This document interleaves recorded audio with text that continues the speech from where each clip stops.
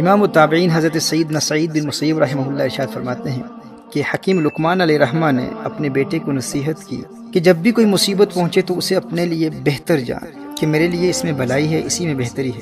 تو بیٹا کہتا ہے کہ والد صاحب میں نے آپ کی یہ بات تو سن لی ہے اور سمجھ بھی لی ہے، لیکن اس پر ابھی میرا یقین پختہ نہیں ہوا، یعنی مصیبت میں بھلائی کیسے ہو سکتی ہے، مصیبت میں بہتری کیسے ہو سکتی ہے۔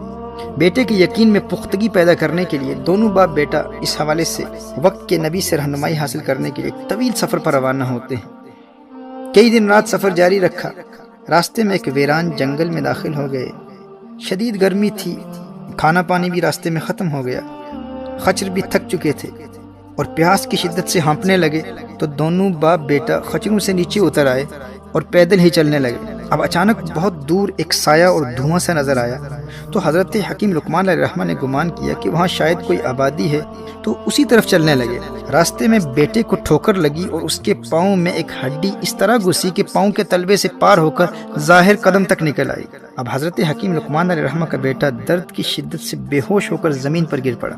آپ نے بیٹے کو سینے سے چمٹا لیا اور پھر اپنے دانتوں سے ہڈی نکالنے لگے، اور پھر کافی مشقت کے بعد بالآخر وہ ہڈی نکل گئی۔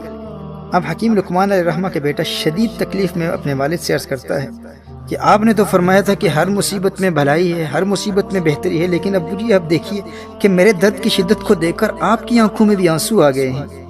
ہمارے کھانے پینے کی تمام اشیاء ختم ہو چکی ہیں، اس ویران جنگل میں بھوکے پیاسے اسی زخمی حالت میں اگر ہم رہے تو ہماری تو یہاں موت واقع ہو جائے گی۔ اب آپ بتائیے کہ اس مصیبت میں کون سی بھلائی ہے، اس میں کون سی بہتری ہے؟ آپ فرماتے ہیں کہ ہر مصیبت میں بہتری ہے۔ حضرت حکیم لقمان علیہ الرحمہ نے ارشاد فرمایا، بیٹے اس مصیبت میں بھی تمہارے لیے کوئی بہتری ہے۔ ہو سکتا ہے کہ اس چھوٹی مصیبت میں تجھے مبتلا کر کے تجھ سے کوئی بڑی مصیبت دور کر دی گئی ہو۔ محترم احبہ، ابھی آپس میں باتیں ہی کر رہے تھے کہ حضرت حکیم لقمان علیہ الرحمہ نے نظر اٹھائی اور وہاں دور جو دھواں نظر آ رہا تھا وہ غائب ہو چکا تھا، اور دور گھوڑے پر سوار سفید لباس زیب تن کیے ایک شخص نظر آیا جو بڑی تیزی سے ان کی طرف آ رہا تھا، اور جب وہ بالکل قریب آیا تو نظروں سے اوجھل ہو گیا، اچانک غائب ہو گیا۔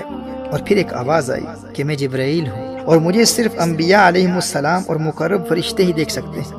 مجھے اللہ جل وعلا نے حکم فرمایا تھا کہ میں فلاں شہر اور اس کے آس پاس کے لوگوں کو زمین میں دھنسا دوں۔ مجھے خبر دی گئی تھی کہ تم باپ بیٹا اسی شہر کی طرف آ رہے ہو۔ اللہ جل وعلا نے تمہیں اس شہر میں داخل ہونے سے روکنے کے لیے آپ کے بیٹے کو آزمائش میں مبتلا کیا اور اس کے پاؤں میں ہڈی چبھ گئی، اور اس چھوٹی مصیبت کے ذریعے اس شہر والوں کے ساتھ ہلاک ہونے کی بڑی مصیبت سے اللہ جل وعلا نے تمہیں بچا لیا ہے۔ اللہ اکبر۔ محترم احبہ، پھر حضرت جبریل امین علیہ السلام نے اپنا نورانی ہاتھ اس لڑکے کے پاؤں اور برتنوں پر پھیرا، پاؤں بالکل ٹھیک ہو گیا اور برتن پانی اور کھانے سے بھر گئے، اور پھر دونوں باپ بیٹے کو سواریوں کے ساتھ اٹھایا اور چند ہی لمحوں میں واپس ان کے گھر پہنچا دیا۔ میرے دوستو، یاد رکھنا، جب بھی کسی مصیبت میں مبتلا ہو تو ہمارا رویہ یہ ہونا چاہیے کہ یہ مصیبت کسی بڑی مصیبت کو ٹالنے کے لیے آئی ہے، اور اس مصیبت میں ہمارے لیے کوئی بہتری ہے، کیونکہ کچھ مصیبتیں آتی اسی لیے ہیں کہ ہمیں کسی بڑی مصیبت سے بچائیں۔ Remember, some hardships in life, some calamities, some afflictions are only inflicted upon us to avert greater afflictions, to save us and protect us from a greater calamity. وہ مصیبت دراصل چھوٹی مصیبت ہوتی ہے، لیکن جس بڑی مصیبت کو دور کرنے کے لیے آتی ہے، اب چونکہ وہ بڑی مصیبت ہمیں نظر نہیں آتی، اس لیے ہم اس چھوٹی مصیبت کو بڑی مصیبت سمجھتے ہیں، اور پھر ہم گلے شکوے کرنا شروع کر دیتے ہیں کہ بھائی یہ تکلیف کیوں آئی، یہ پریشانی کیوں آئی، یہ مصیبتیں میرے لیے کیوں ہیں، یہ تکلیفیں میرے لیے کیوں ہیں، آخر میں نے کون سا گناہ کیا ہے۔ محترم احبہ، اگر ہم صبر کرتے تو اس کے دو فوائد حاصل ہوتے۔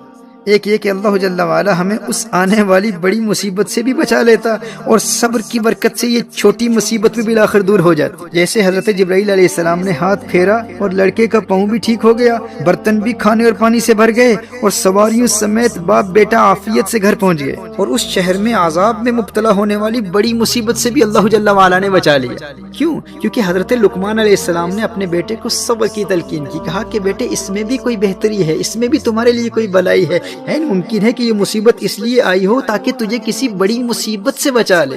محترم احبہ، نبی کریم صلی اللہ علیہ وآلہ وسلم کا فرمان عالی شان ہے، اللہ جل وعلا کے فضل و احسان کا تقاضا یہ ہے کہ تم بیماری میں اس کے شکوے نہ کرو اور مصیبت کو پوشیدہ رکھو، مصیبت کو چھپا کر رکھو۔ اگر مصیبت پر شکوہ نہ کیے تو وہ مصیبت بھی ٹل جائے گی، اور جس بڑی مصیبت کو ٹالنے کے لیے آئی تھی وہ بھی ٹل جائے گی۔